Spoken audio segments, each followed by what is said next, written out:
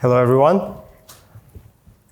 I'm Andrius, and I'm very excited to be here today. And I'm very excited to see you all here as well. And when I was talking in MGS in Singapore last year, I was under the impression that this is a very much a marketing event. So I'm very happy that there is a product session this year as well. First, I want to understand how many of you here are marketing people. I see some being in doubt. How many of you are product people? Can you raise your hands? I see one person who decided that he is actually a product person. Being very much in doubt about marketing in the first place, but then product was like up. All right, so this presentation is about product, but I think some of these principles can also be applied in marketing. They're pretty universal in nature. And I think what I will share is pretty simple. I don't think I invented anything, but this is something that worked for me, and I hope you can take away from this and use it in your work as well. So first, why me? Why you should even listen to me here? I scale product in two pretty successful startups. One is Vinted, which is a fashion marketplace. Another one is Carousel, which is a classifieds product. Those names probably seem nothing to you, and that's fine. I will talk a bit more about both of these companies in a few slides from here. Now I work at Booking.com, and I've been in the company for 5 months. So I'm very new. I don't have a lot to say about what's happening at Booking, and my presentation will really focus on Vinted and Carousel. So let's begin from the fact that I'm very much accidental product leader. I had just 1.5 years of experience before coming to the role. I worked in a social network called the Skimmy, which was based in Lithuania, where I'm coming from, and we grew it to 20 million users. I was fired from this job, because the company ran out of money. I was rehired 3 months later, and then 6 months later, I left for a different startup. I think this picture pretty much sums up my level of maturity when I became a product leader, and that was 7 years ago. Next stage of my career was Vinted. Vinted is probably not very known in the US, although we tried to enter this market. But I guess quite a few people here in the room should know Poshmark. Poshmark is a familiar name to you? Yeah, so Poshmark is just like Vinted. Vinted was there first, launched in Europe, grew in Europe, and now is a major player in this space, in European market. I joined the company at the time when it was only a desktop product, and my job was to launch mobile. Mobile was pretty successful for us, and I ended up running the whole product engineering and data organization, which was very small at that time, was supporting just the desktop product, so I needed to expand that to work on both desktop and mobile. One product across two very different channels. Mobile grew a lot for Vinted, and that was a very, very interesting first year in the job. I joined the executive team of the company. I had a chance to attend board meetings. I had the chance to listen to very interesting people from top-tier VCs. But at the same time, there was one more thing in every board meeting that I attended, usually towards the end, usually in the hiring section. That was about hiring my replacement. Every board meeting, for 4 meetings in the first year, we were discussing in the room how to bring a great CPO to the company. Because I was new, I had 2 years of experience at that point, and we were looking for someone who has a lot more experience, a lot stronger profile, and so on. However, I'm here. After interviewing a lot of candidates, after the company interviewed a lot of candidates, I kept my job. I had a chance to grow in that role, and I asked myself why. Maybe I did a great job at that point of time. I think I was doing a decent job, but in reality, I think there was another bigger reason at that time why I actually kept my role. And that reason was that nobody actually wanted to come to my country, to Lithuania. So yesterday during the keynote, I saw an example of the person actually moving to Estonia. And Estonia was actually known much more at that time because of the Skype story. But Lithuania, like people came for interviews, but then like, no, I'm not moving there. So I was lucky, like probably lucky for the second time. And I had a chance to grow in that role and to be the product leader I'm currently am. So this is me. I'm the CEO of Vinted. I think this was the second year in a job. And leading the product at Vinted was very hard, especially at the start. Almost every day I had conversations with the CEO. What are we building? Like, what is the next feature? Someone could bring like a feature that the competitor built, like Poshmark or something. Like, we should do this feature and not the other feature. This was all happening when we were hiring the team pretty aggressively. Like, the product and engineering team grew 4 times in the same year. So there were a lot of questions popping up. Everyone had an idea. We were talking about product features with marketing, we were talking about product features with engineering, customer support. Everyone was interested in that, and everyone had their ideas. Pressure was big at the time, and I struggled a lot. I struggled to decide what do we build. I struggled to explain these decisions. And this all culminated at some point with our CEO in the all-hands session just outright saying, like, our product is shit. Like, we are growing slower than we should be, and this is the reason behind it is that our product is not really good. That was tough on me, like, but I think it was tougher for my team. Like, and I think that was the point where both me and the CEO started to work a lot more closer together and actually found a way to deal with that and to deal with all of the prioritization, all of the decisions in terms of what to build. Like. And together we found a way forward. And this is what today's presentation is about. In the end, everything was okay. Like, Vinted turned out to be fine. And just last year, Vinted became a unicorn, 1 out of 21 companies in Europe that reached 1 billion or higher valuation last year. So we did pretty well. I left the company nearly 4 years ago, and I moved on to Carousel. This was a company based in Singapore. How many of you know Letgo or OfferUp in the US?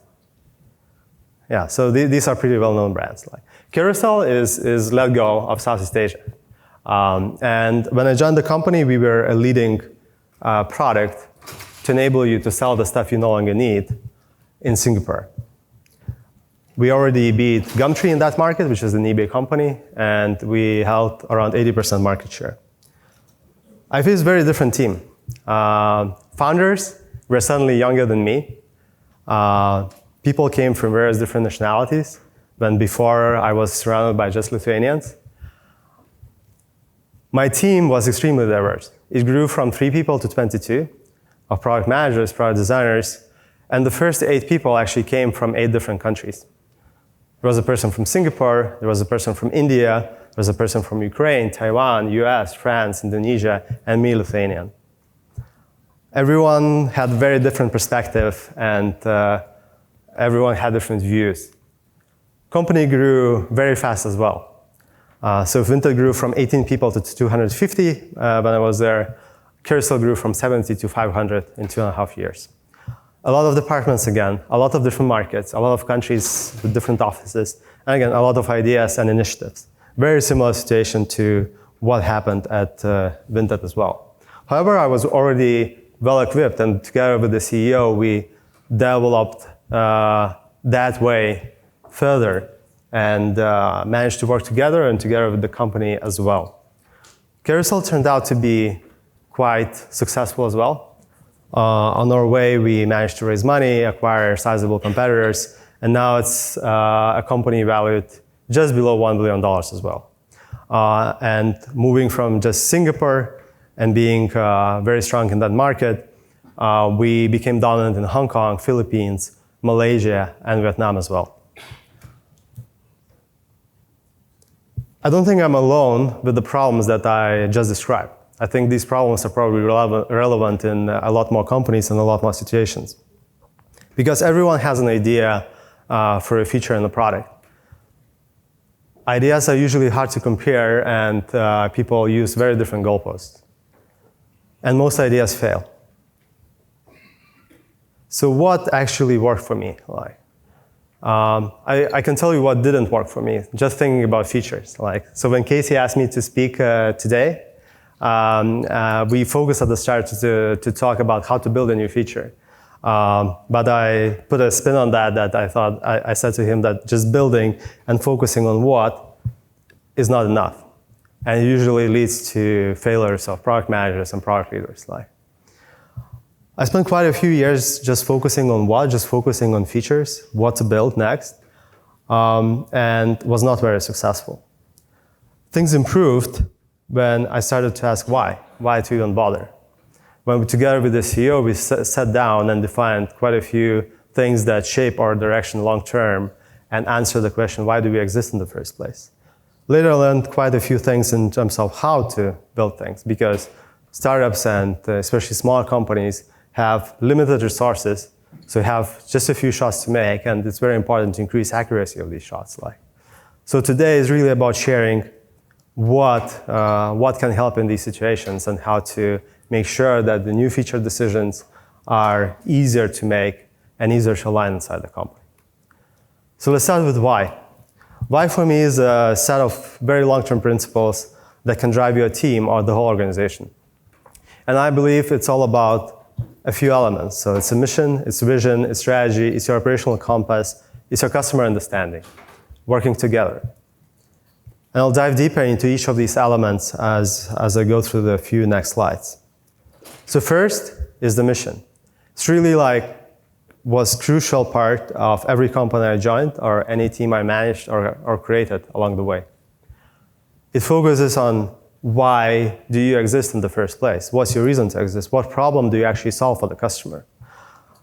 Mission, for me, someone who worked as an engineer for a couple of years, is also kind of an interface. Mission is an interface between you as a company and the society and the world. What do you bring to the world? If you are a product manager inside the team, mission is an interface between the team and the rest of the company. So how do you contribute to the company? How do you contribute to the broader mission of that company in terms of solving the customer problem? And I will use an example through going through these different elements of a team in a marketplace product. Most of the marketplaces are usually supply constrained, at least in my experience. And quite often, you create a team that is focused on the seller success, especially around the new seller success. Yesterday, my colleague was talking about the loops, and especially the viral loops, where you bring new customers, you make them successful, then they start talking about you, and then you have new customers in place. So this way, people come on marketplaces, especially the initial user base, to sell and to be successful in selling. And your goal is to make sure that they are successful in doing that. And when they are successful, they recommend you to their friends, as well as stay on the platform. Their retention is much higher, and so on. So a good mission for the first product team inside the marketplace product is usually making the first-time sellers successful. Second part is the vision. Because when you have a mission in place, you need to define what achieving that mission or achieving great progress towards that mission looks like, what it means. It's something that is usually very aspirational, very hard to reach. At the same time, people still believe that it's possible. And it's also something that has very clear time horizon. For me, a very good example of vision that I share with my teams is JFK in the early 60s. When he came on the stage and he said, we're going to get to the moon by the end of the decade. Something that is very clear, aspirational, focusing towards achieving progress was the mission of inspiring the nation, and has a very clear time horizon. Did people clearly knew how to get to the moon at that time? Not really. Did they feel that this is possible? Yes. That feeling was in the air. If you get back on the ground and talk about that team that is focusing on making first-time sellers more successful, their vision could be, by the end of the year, make listing a product on the marketplace faster than in 1 minute and selling it faster than 24 hours. And let's say the starting point could be something that where listing takes place for 3 minutes and selling is much slower. It takes weeks or days. Next part is strategy. And strategy is usually the most complex topic. And there are so many different approaches to take it. And I believe every team has to have a clear strategy. But if I would be speaking about how to come up with a good strategy for your company or for your team, this session would not be enough. What works best for me is usually really focusing on the strengths that are relevant to the market or to that opportunity that you have at hand or the problem that you're solving. And really about covering your weaknesses and making sure that they don't stop you on your way. Example for that particular team on what to focus could be automating the listing process, because you have a team that has machine learning engineers and can work on AI. This could be about prioritizing the first-time sellers instead of all-time sellers, because all-time sellers are usually stronger on the platform already. They know what to do, and you need to give a bit of a boost to the first-time ones. As well as integrating the user acquisition and product people, making them work together, because new seller success is very close to the customer acquisition. It's the same customer journey as well. So these 3 elements, mission, vision, and strategy, are extremely important to align among the leadership and broader groups of the company. Whether you are a product leader or you are a product manager, having alignment in place on these things is crucial. Because this enables you as a product person to say yes to part of the things and part of the ideas, and no to a big part of anything else that comes into the play, because that's not aligned with the mission or vision of the company or the team. Next is operational compass, really understanding whether you are headed into the right direction and whether any new idea or feature can actually move the needle towards that direction. Are you achieving progress there? An example in this case for that particular team could be a set of target KPIs, such as improving install to successful seller ratio within a particular time window. Something like percentage of items sold in 24 hours. As well as focusing on health check KPIs, because if you are prioritizing the first-time sellers instead of older sellers, you don't really want the sellers who have experience in the marketplace to lose the success that they have. So you need to monitor how successful they are in selling. And then there are processes and tools that you want to put in place to make sure that you're actually moving forward. So coming from the previous slide where I was talking about product and customer acquisition teams working together, really finding a cycle where both teams are actually working in the loop 1 or 2 week sprints, where they actually deliver integrated approaches and ship them together. And next is customer understanding. You may be surprised why I'm putting this the last, and I didn't start with it, but I think there is always some customer understanding in place. There's a reason why you created a team. There is a reason why you launched the company. But that understanding is not enough. There's a time where you need to go deeper and explore further, and explore regularly. I think there are a few elements that are extremely important to have in every team and inside every company, and that to have it shared and to enable everyone in the company to contribute as well, which is structured customer understanding. What are the segments and what are the personas around these segments? What are the problems each of these segments face? And whether these problems are relevant at this point of time, or do they change as product evolves and as market evolves? And then weighting all of these segments and products together to come up with a clear set of problems that are the most relevant at this point of time. Simplifying this and continuing the example of the first-time seller success team, you could say there are a couple of segments. There are electronic sellers and there are sellers who are focused on fashion. And there are key problems that both of these segments face, and both of these problems and all of these problems are quite big. The pricing is hard, especially for the first-time sellers. That selling takes a long time. There's no item in hand, and more visibility is needed to sell for the first-time sellers compared to experienced sellers. So this is why. This is mission, vision, strategy, your operational compass, and structured customer understanding. And finally, I moved to what that had to be the actual topic of this presentation before me and Casey actually changed it. So first, how to come up with ideas. I told you at the very start that quite often a problem when you think only about what is that there are just too many ideas. There's too many features that could be built and so on, and they are coming at you from everywhere. But you are very clear, if you are very clear about why you exist, what it is that you are building towards, and what is your strategy, what are the strengths that you are leveraging, and what you are deciding, what paths you are deciding not to take, the amount of ideas will become lower very fast. You'll need more ideas. What worked for me in the past and for the teams I managed was employing design sprints to generate these ideas and validate them, and to make sure that there's constantly a flow of ideas coming that involves all the relevant parts of organization and people outside the organization. So customers, key stakeholders, and experts inside the company, and the members of the team as well. Next is definition. Because if you want to ensure the success of your features, you usually need to define them pretty well.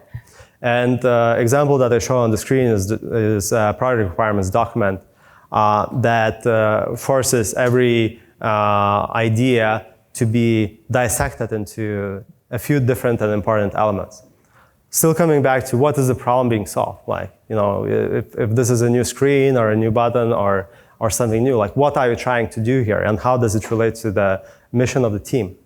What is the impact do you expect? How do you tie that impact to whatever is defined in the operational compass of that team?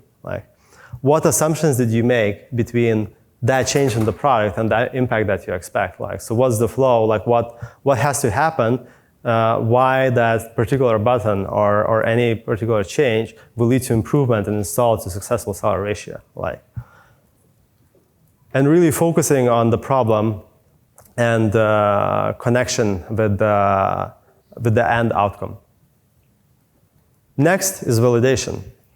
I think this is probably the most important part in coming up with what and really rejecting quite a few ideas.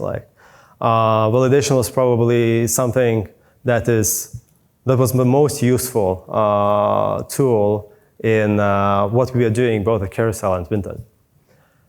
I will use the price recommendation example here because a few slides before I mentioned that the biggest problem that the first-time sellers face is that pricing is extremely hard. In both marketplaces I worked in and a few marketplaces I observed, I saw that first-time sellers overprice things on average by 20% or more. And the clear tool to help them in that particular situation could be price recommendation when they're listing something in the marketplace. So that's something that we, together with the team, try to explore and try to test with users. So the first version that we dealt with was very simple. We are just saying the price. You are listing an iPhone, and that iPhone costs 10,000 Taiwanese dollars. That's the price we recommend for you. We tested this with 6 users. Example you see at the top left, a simplified example here. And all the users rejected this idea. They said they didn't try to follow that recommendation. They said that they don't trust us because we are biased towards driving the prices down. Next, we thought that we can create a bit more trust by adding a bit more detail, so we started to show range, and that was the next prototype that we tested with another set of users. Same result, 0 people followed the recommendation. Then third, we looked at what are the other great companies doing and in these particular situations, and we saw companies like Airbnb providing a lot more definition behind their price recommendation, graphs, and something that looks a lot more trustworthy, at least for us. However, the result was the same. Again, 0 people actually tried to use that recommendation in the listing process when we started to test it. And this was all before we actually built anything. It's just a prototype. The first step for us was looking into the behavior of the new sellers and trying to see, okay, how do they actually define the prices right now? We looked at that in the past, but we probably looked only on the surface, because when we looked again, we saw the behavior that is defined by going into the marketplace, searching for the products that they're trying to sell, and seeing the prices of these products in the marketplace. The problem with that is that people are seeing the wrong prices of the products that actually don't get sold. and then they set prices that are higher. So what we used in this particular case was actually showing specific products, real people that were actually successful selling recently the same product that you're trying to sell. And that was something that worked with 4 or 5 users within the next 6 user group. And that's something that later we built and shipped. Validation does not prove success in my experience. Quite a few products that passed the validation in the end, like, were not super successful. They were kind of meh. However, validation helped us to catch quite a few lemons and avoid quite a few failures as we went along. Next is prioritization. I think that's the most simple topic, which is really about how do you weigh different product ideas when you're clear about where you are going. And this is where operational compass helps. Because if you know what is the clear KPI that you're going to measure against every idea or a set of KPIs, then you know the impact. And then you can weight impact against the effort. And there is a right framework that is very helpful to dissect different elements between impact, because sometimes you forget that, hey, reach can be more limited for specific change, or you are too optimistic about every change that you're going to do. Last but not least is the OKRs.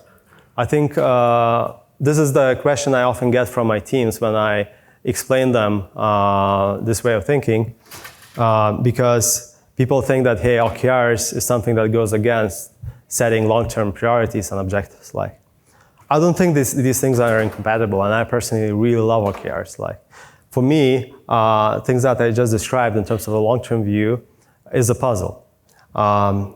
You can think about these as different sticky notes as well. Like, an OKR really defines you the short-term priority, and it's up to you to pick the right pieces from the puzzle that fit best with your short-term objective. And continuing the theme of the new seller success is having an OKR on priority market, and then focusing on something that is really relevant for that market and doable in that market. Maybe you lack data to do price recommendation tool, but then you can move to working on visibility booster. That may be more difficult thing to implement, but something that will actually be effective in that market. And you're still progressing towards your mission, vision, and achieving progress towards your key KPI. The last step is how. How do you actually maximize the success of what you build? And I think we come to this section already well prepared. We are solving a real problem, which is well defined, with clear assumptions behind them. Features validated. So we went through a rigorous process of validation and testing with customers, and we are expecting big impact. What else can we do in that particular situation? I think the most important part then is actually measuring the success of everything that you ship. Like, I was, I think, extremely lucky that I worked in companies that had a lot of data in place. We had a lot of users. We were dealing with millions of people using our product. So what we could do gradual rollouts and a lot of A/B testing. Now I work in a company that is running multiple A/B tests at even higher scale. And that is a tool that really helps in these situations. But this is also where you need to be sure that you stay true to your initial success criteria. Because I've seen multiple times situations where if you haven't defined what success means like, and you measure in the end the result of the feature that you build and rolled it out to a part of your user base, you'll always find the reason to say that this feature works. Because you build it, you have a personal investment in that and so on. Like, so this is why being very clear upfront how this contributes and why it can be successful is very important. And last is the long run. This is where quite a few things that work in A/B testing may not actually work in a longer term environment. Quite a few features that you build have impact in the short term, but then this evaporates over a longer time horizon. And you can't keep an A/B test running for 2 months, 3 months. That would be a luxury. So this is where it's important to keep a constant eye on operational compass, on your long-term numbers and seeing how they track. as well as using tools like long-term holdouts, where you keep part of your user base on the version, let's say 1, and then you keep shipping new features to bigger part of your user base that has version 2 and version 2.1 and so on. And then you compare the two on the longer time horizon and see what is the actual effect that you have on these two groups. Why looking at only on your main KPI is not enough is because that KPI can be affected by many things. It could be change of your marketing strategy, different market mix, and so on. Long-term holdout takes into account all of these things and helps you to see that thing in the longer term, the difference in the longer term. So my main message today is that it's really not enough to just talk about the features, and that knowing and understanding what is the problem that you solve, what is the big why behind what you're doing really helps, and helps to align the company, helps to simplify the conversations inside there. And it's really about going into things that surround the what. It's about how as well as why. And why being a few elements such as mission, vision, strategy, the operational compass, and structured customer understanding, then going into what, where you define the feature very clearly, you validate it, and you prioritize this in a way which is understandable for everyone involved. Then you move into how, where you're already well prepared because you validated it, as well as you measure, you go into long-term holdouts to understand the effects in the long term, as well as constantly keeping an eye on your key metrics in the longer term. That's it. Thank you for listening. And I think we still have probably some time for questions. Thank you.